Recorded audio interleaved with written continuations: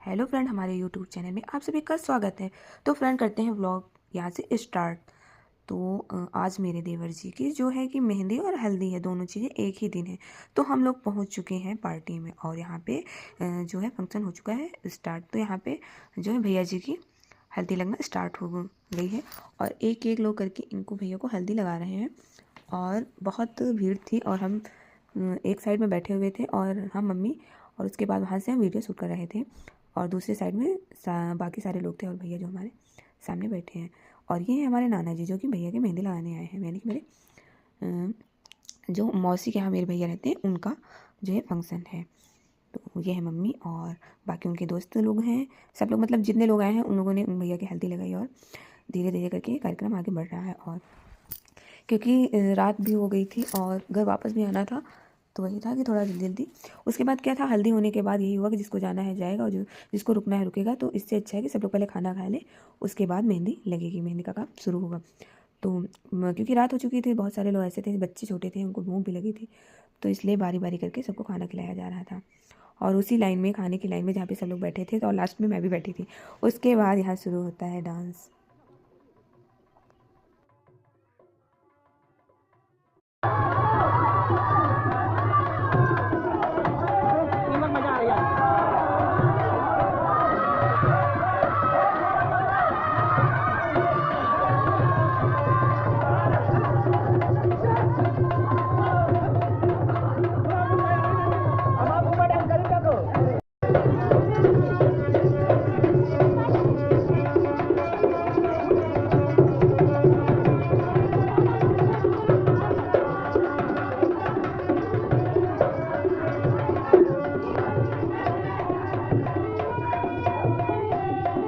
उसके बाद आज है शादी का दिन और शादी में जाने के लिए मतलब बारात जाने के लिए हो चुके हैं तैयार। और ये हमारे भैया जी, क्योंकि हम भैया जी के साथ में पीछे बैठे हुए थे, भैया जी आगे बैठे थे, हम भी तैयार हो गए और हमारे साथ दीदी लोग भी थे।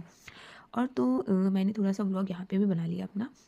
और क्योंकि रास्ते में थोड़ा सा रुक के शादी जा रही थी बारात, मतलब कि यहाँ पे सारी कार वगैरह वो सॉरी मतलब सारी कार आ जाए, उसका वेट हो रहा था यहाँ पे, तो इसलिए अभी सब लोग निकले नहीं हैं।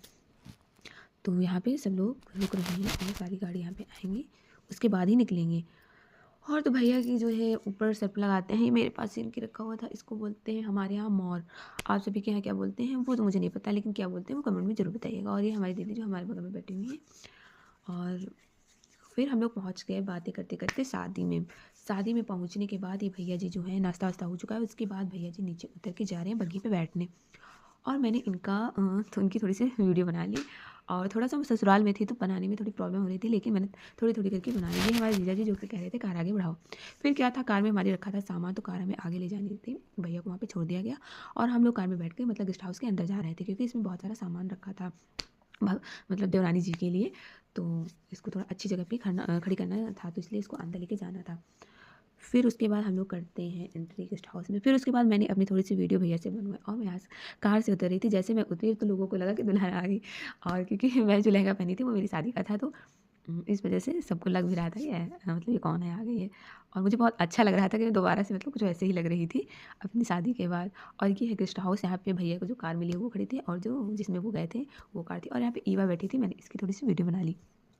और मेरे छोटे छोटे मेरे आदि आंसू और बिट्टू भी यहाँ पार्टी में आए थे। उसके बाद खाना वाना खाने के बाद हो जाता है जो जयमाल की तैयारी हो जाती है। उसके बाद फिर मैं देख ही रही थी, वहाँ पे दुल्हन तो आ नहीं रही थी और वापस मुझे घर आना था। और काफ़ी ज़्यादा लेट हम लोग हो रहे थे, क्योंकि जितने लोग साथ के थे कुछ लोग मतलब चले गए, बस कुछ ही लोग बचे थे। फिर आ जाते हैं रात में घर वापस। उसके बाद दूसरे दिन दुल्हन मतलब जिस दिन दुल्हन को आना होता है, जिस दिन विदाई होती उस दिन यहाँ पे सब डेकोरेट किया गया है कि जब दुल्हन आएगी तो ऐसे आएगी, तो इसलिए यहाँ पे सब डेकोरेट किया गया है। और देखिए कितना अच्छा किया है हमारी बहन जी ने।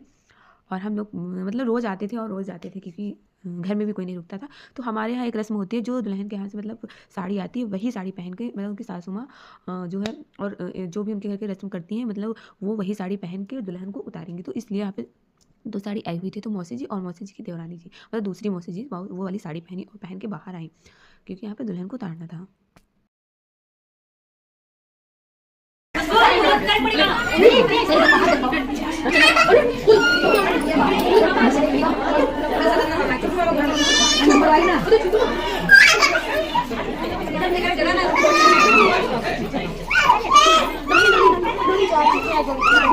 हमसे बता रहे हो कुछ ऐसा? सब नहीं बतावा अगर है बहुत, तुम बहुत तुम सीखे जाओ। फिर नंबर आता है मेरा भी इधर आगे आने का, तो मैं अंदर देख रही थी। और यहाँ पे ना दुल्हन उतारने से पहले यहाँ पे कुछ रस्म होती है, छोटी छोटी गोलियाँ बनाई जाती हैं, वो दोनों लोगों के ऊपर उतार के मतलब उतार के टीका लगा के ऊपर फेंकी जाती है कार पे।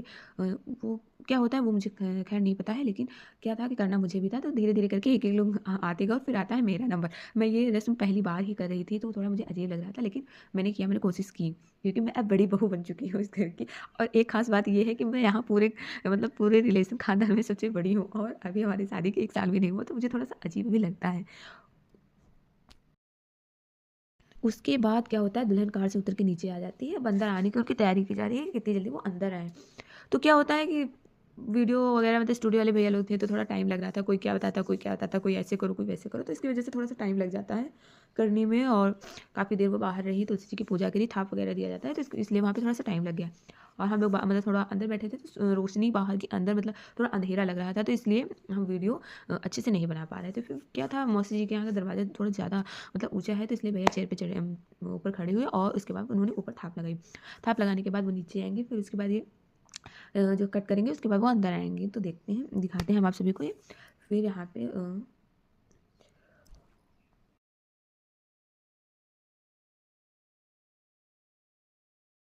ये सब होने के बाद अब धीरे-धीरे ये अंदर आएँगी, उसके बाद स्टार्ट होगा, ये पैर छूना शुरू हो चुका है। और इतने में मेरी मम्मी जी मतलब घर के बाहर थोड़ा-सा गिर गए थे, तो उनको आने में थोड़ा देर हो गई थी, मतलब वो बाहर ही रह गए, दोबारा नहा के तो मतलब दोबारा पैर छुआने आई, तो इसलिए उनको टाइम लगा। सबसे लास्ट में मम्मी जी और मैं ही आई थी।